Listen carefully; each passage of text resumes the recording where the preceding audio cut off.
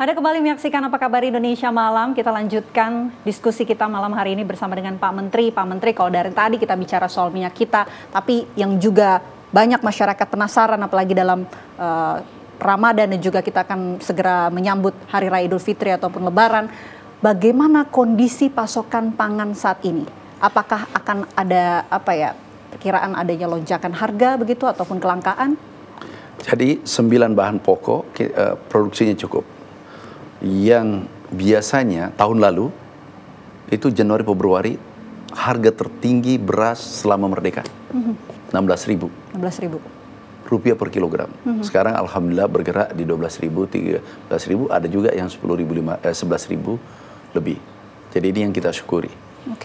Di mana ada tantangan luar biasa, ada El Nino, La Nina, kekeringan. Dan kita bersyukur dengan penduduk yang begitu besar, 282 juta. Pangan kita aman-aman. Tetangga negara tetangga, kita lihat di berita, Malaysia berebut beras, Filipina, kemudian Jepang, harga hari ini, tadi beritanya nih, 86.000 per kilogram harga beras di Jepang. Jadi kita bersyukur. Yang terpenting sekarang, produksi kita melonjak 52%. Itu kata BPS, bukan kata saya. Stok kita kurang lebih 2 juta ton di gudang. Jadi tidak ada alasan harga naik. Aman dan terpenuhi ya Pak ya? Sampai Idul Fitri, Lebaran, dan insya Allah tahun ini aman. Bukan saja Lebaran. Itu kan beras ya Pak? Bagaimana dengan yang lain mungkin? Yang lain relatif, telur, ayam kan di atas, di bawah HET. Yang lain-lain di bawah HET. Kami cek. Kalau harga daging? Daging ini menarik. Ada daging kerbau, itu harga di Malaysia 76.000. Bapak Presiden minta 75.000 harga di Indonesia. Harus di bawah ya? Di bawah. Operasi pasar kita 75.000. Kita lakukan tadi sudah 1.400 titik. Target kita adalah dalam waktu dekat 3.000-an titik. Grey. Nah ini nanti permanen. Ini kan persoalan ini bukan hari ini. Ini kita carikan solusi permanen. Solusi permanen nanti adalah koperasi. Itu menyelesaikan ke depan. Karena bukan pada saat Idul Fitri saja, di luar Idul Fitri, hari raya tetap menjual dengan harga di bawah HET. Harga eceran tertinggi. Itu kan harga daging Pak, tapi yang selalu menjadi diburu oleh masyarakat tentunya cabai Pak. Bagaimana cabai sekarang? Nah, jadi kemarin memang kita harus akui itu tinggi. Ini kan bahan pokok pangan ini banyak. 9 yang strategis, ini harus diselesaikan satu persatu. Nah cabai ini memang naik karena ada hujan dan seterusnya, distribusi dan seterusnya.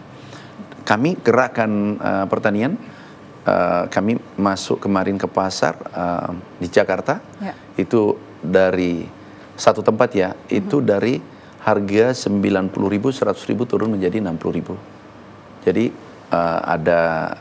sudah mulai turun.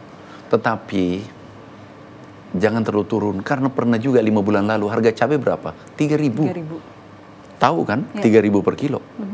Terus ada nggak yang berteriak? Kasihan petani kita, biarlah dia dapatkan THR-nya dari situ. Jadi jangan terlalu tinggi, tapi tidak membebani konsumen. Nah, biarlah dapat THR, kan bukan pegawai petani. Kan pernah rugi nih, harga 3.000, kalau tidak salah 5 bulan lalu. Dan tahu kan Mbak harga pada saat itu. Sekarang ya, tapi jangan terlalu tinggi juga. Biar harapan kita adalah konsumen tersenyum, kemudian petani bahagia, dan middleman-nya untung. Kita ingin semua bahagia bertiga, produsen, konsumen, dan pengusahanya. Tetapi jangan ada yang mengambil kesempatan dalam kesempitan. Di saat kita beribadah, ya carilah, ayo kita berlomba-lomba cari kebaikan, cari amal di bulan suci Ramadan. Bukan sebaliknya, bulan Ramadan cari dosa. Jadi relatif aman lah. Semua relatif Insya Allah stok aman. Untuk menuju Hari Raya Idul Fitri? Kami sebagai Menteri Pertanian, kami sudah hitung stok cukup sampai 3-4 bulan, bahkan 5 bulan ke depan. Dan kita produksi terus kan. Jadi Relatif aman. Relatif aman ya. Ini yang perlu dipastikan agar masyarakat juga tenang begitu ya untuk menyambut Hari Raya Idul Fitri yang Stoknya beberapa cukup. minggu lalu. Stoknya cukup, semuanya aman. Amin. Oke. Baik, Insya Allah. Pak, sekarang kita mungkin bicara hal lain ya. Boleh. Soal kasus pupuk palsu. Boleh. Pak Menteri. Ya. Saat ini seperti apa? Jadi pupuk palsu kemarin ada 27 perusahaan. Ada 5 palsu 100%. Yang 23 itu hanya 70%. Jadi mirip dengan minyak goreng, sama. Kami langsung blacklist. Tidak boleh lagi bermain di kantor Kementerian Pertanian. Yang kedua, termasuk grup-grupnya, nggak boleh. Kemudian kami kirim ke penegak hukum. Sekarang berproses di penegak hukum semuanya. Dari internal kami sudah tanda tangan pemecatannya. Ada kami pecat, kami sudah tanda tangan.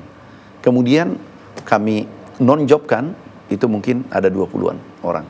Semua yang berhubungan pupuk palsu, kami tidak memberi kompromi pada pegawai Kementerian Pertanian. Kalau ada, kami menganut meritokrasi. Meritokrasi. Siapa yang salah, dihukum. Siapa yang berprestasi, kita beri apresiasi. Oke. Karena kalau kita membiarkan satu saja, saya kembali lagi, sama dengan kalau kita melakukan pembiaran. Pembiaran sama dengan beternak kejahatan. Kita yang memupuk kejahatan itu. Tapi kalau kita begitu terjadi apa-apa, kita amputasi. Pasti efek jerah dan tidak ada yang mau mencoba-coba melakukan. Oke, tindak tegas begitu ya Pak? Pasti. Oke, termasuk juga mungkin kasus calo proyek yang ada di kementerian? Ya, Apakah juga akan ditindak tegas? Sudah saya pecat. Oke. Sudah pecat. Pemecatannya saya sudah tanda tangan. Kalau masih ada, saya pecat lagi. Selama kami masih ada di kementerian, pasti kami tindak tegas. Jadi masyarakat gak usah ragukan. Dan ada hasilnya. Ya. Indeks di pertanian anti korupsinya, alhamdulillah membaik.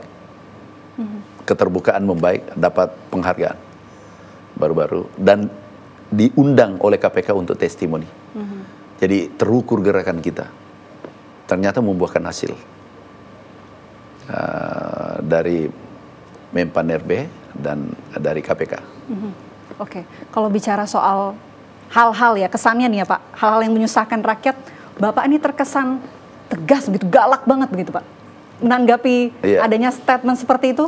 Sebenarnya aku tidak galak, tapi hanya menjalankan aturan yang ada. Sebenarnya aturan itu yang kita jalankan. Jadi tidak ada galak atau tidak, tetapi siapa yang mau menegakkan hukum yang kita sudah sepakati. Apakah semua orang menegakkan hukum itu orang galak? Enggak. Konsensus kita adalah ada aturan kita sudah sepakati bersama, ya kita jalankan. Yang galak, kalau orang tidak bersalah aku hukum. Itu namanya galak. Jadi saya orang baik. Karena kenapa? Melindungi banyak orang. Jutaan orang ya kan. Yang mengatakan galak mungkin itu subjektif. Yang kena hukum, itu mengatakan galak mungkin. Baik. Terakhir Pak, singkat saja mungkin bisa menyampaikan pesan kepada masyarakat tentunya dengan adanya yang terjadi saat ini minyak kita begitu. Apa yang Bapak ingin sampaikan kepada masyarakat di luar sana? Pertama, kepada seluruh masyarakat Republik Indonesia. Pertama, stok kami untuk pangan cukup untuk bulan suci Ramadan, bahkan sesudah bulan suci Ramadan. Dan harap tenang, karena pasti pemerintah tindak tegas yang melakukan pelanggaran, melakukan manipulasi. Dan itu perintah Bapak Presiden, tindak tegas. Tindak tegas, itu janji dan juga komitmen yang disampaikan oleh Menteri Pertanian. Terima kasih banyak Bapak Andi Amran Sulaiman atas waktunya di Apa Kabar Indonesia Malam. Semoga lancar terus Pak. Amin, dan amin, amin. apa yang diharapkan oleh masyarakat ini bisa tercapai tentunya. Terima kasih Pak. Assalamualaikum. Waalaikumsalam warahmatullahi wabarakatuh. Ya, Kenana dan juga pemirsa, itu dia wawancara saya bersama dengan Menteri Pertanian Andi Amran Sulaiman yang menyatakan tegas akan menindak tegas begitu mengenai situasi yang terjadi di tanah air, khususnya minyak kita dan juga kasus-kasus lainnya akan ditindak tegas sesuai dengan perintah ataupun arahan dari Prabowo Subianto. Kenana, saya kembalikan ke Anda di studio.